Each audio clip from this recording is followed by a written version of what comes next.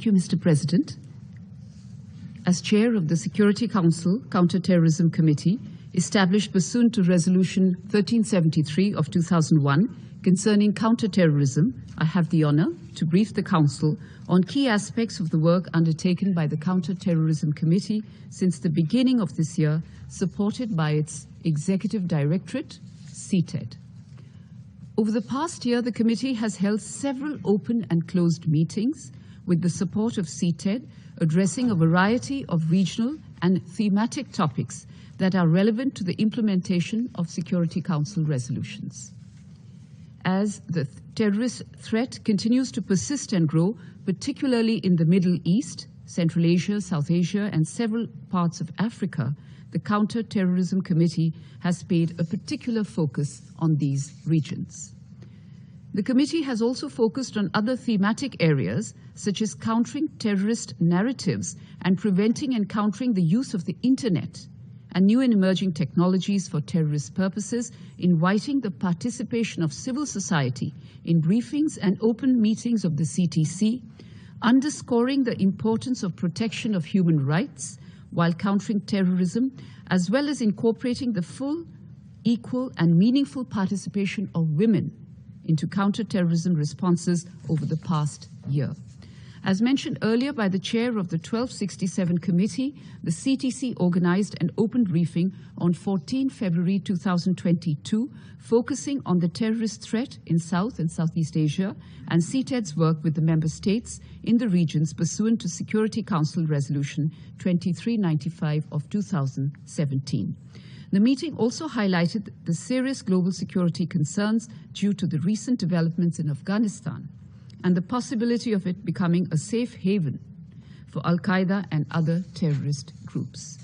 The Security Council demanded unequivocally that Afghan territory not be used for sheltering, training, planning, or financing terrorist acts, and called for concerted action against all terrorist groups. While participating in the high-level international conference on counter-terrorism in Central Asia on 3 March 2022, the chair of the CTC underlined the high terrorist threat in Central Asia due to returning foreign terrorist fighters and developments in Afghanistan, and that the ties between the Taliban, largely through Haqqanis and Al-Qaeda, and foreign terrorist fighters remained close. Since the terrorist threat in the region continues to remain high, the committee is scheduled to organize an open briefing on Central Asia next month. The committee, along with the ISIL and Al-Qaeda Sanctions Committee, organized a joint open briefing on 7 April 2022, in which representatives of several member states, as well as civil society organizations from Africa, expressed their views on the threat posed by ISIL, Daesh, and Al-Qaeda affiliates, particularly underlining that terrorist groups in Africa aim to destabilize existing governance structures, including democratic institutions, and take advantage of intercommunal conflict to recruit fighters and secure resources. The committee underlined the need to differentiate political ideologies in a constitutional framework from violent, radical ideologies of terrorist groups. On thematic issues, the committee organized an open meeting on 23rd March in which participants highlighted the need for countering terrorist narratives and the use of the Internet for terrorist purposes through innovative means. Taking a step further, the committee organized a special meeting on the overarching theme of countering the use of new and emerging technologies for terrorist purposes in Mumbai and New Delhi on 28-29 October 2022 with the generous support of the Government of India. The discussions were focused on the increased threat posed by the use for terrorist purposes of 3 significant technologies: 1, the Internet and social media; 2, new payment technologies and fundraising methods; and 3, unmanned aerial systems, including drones. The committee members also paid tribute to all victims of terrorism, including the victims of the 26/11 Mumbai terrorist attacks in India.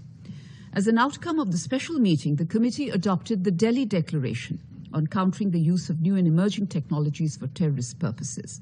the declaration is a pioneer document aimed at enhancing the Council's approach to address this threat in a comprehensive and holistic manner.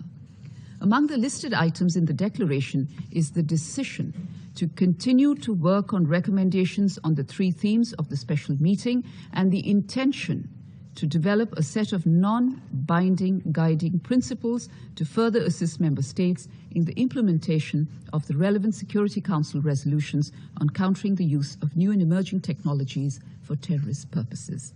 As part of its commitment to both prioritize and emphasize its work on these issues, the committee is planning to organize an open briefing on the outcome of the special meeting early next month, where it will highlight its achievements. Regarding other thematic issues, the committee paid attention to further enhancing and promoting its engagement with a broad range of civil society actors, including women's organizations, throughout its activities. The committee also made efforts to invite civil society organizations, including from Africa and Asia, to its meetings, ensuring diversity and inclusivity of civil society representation. Similarly, the committee and CTED continue to ensure that gender is integrated as a cross-cutting issue through the CTED's activities. The committee ensured greater participation of women in the special meeting of the Counter-Terrorism Committee in Mumbai and New Delhi. 40% of speakers of the special meeting were women. The ICT panel had 7 women out of a total of 11 speakers. The committee also intends to organize a closed briefing on integrating gender into counter-terrorism responses next month.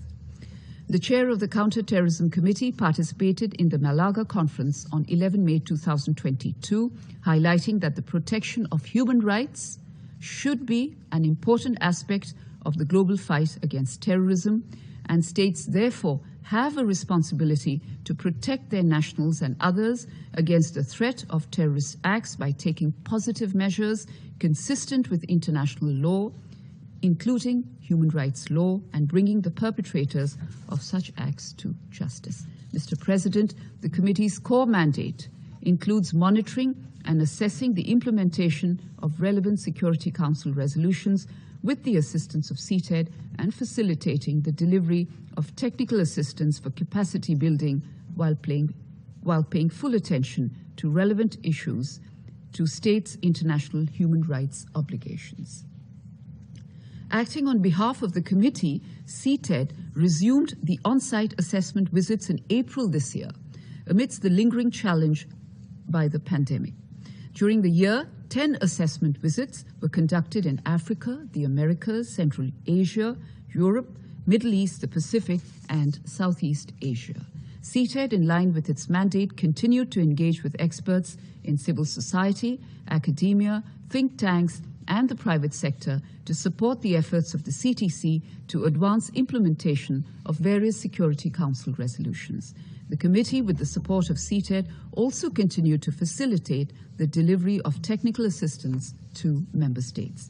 In this regard, the committee and CTED have continued to strengthen the cooperation with the United Nations Office of Counter-Terrorism, or UNOCT, and other implementing partners within the Global Counter-Terrorism Coordination Compact and with international and regional organizations.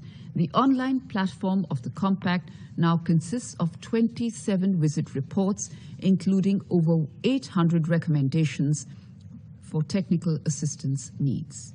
CTED is also a key partner in UNOCT's global programs, contributing to the direction of the programs, the design of technical assistance, and integrating key recommendations and analysis of the committee.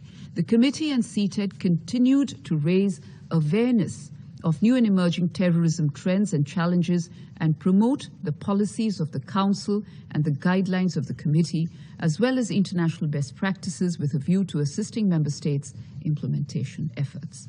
CTED, in accordance with its mandate and working with the Global Research Network, also proactively identified and published new analytical products on these terrorism trends and challenges. Together with the United Nations Institute for Disarmament Research and the United Nations Counter-Terrorism Center of the UNOCT, CTED launched under the Global Counter-Terrorism Coordination Compact Working Group on Border Management and Law Enforcement the technical guidelines to facilitate the implementation of Security Council Resolution 2370 of 2017 and related international standards and good practices on preventing terrorists from acquiring weapons.